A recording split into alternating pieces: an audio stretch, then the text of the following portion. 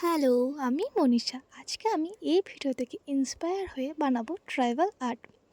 কারণ সামনেই বাঙালিদের অত্যন্ত প্রিয় গুরুত্বপূর্ণ উৎসব সরস্বতী পুজো।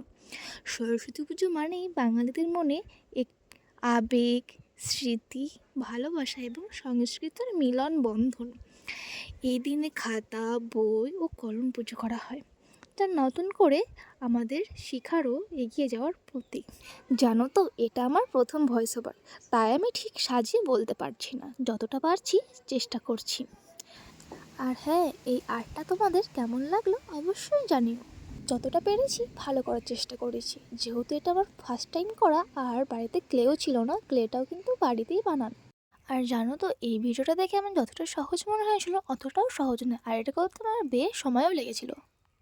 আর দেখো, তোমাদের সঙ্গে গল্প করতে করতে এটা কিন্তু আমার কমপ্লিট করা হয়ে গেছে।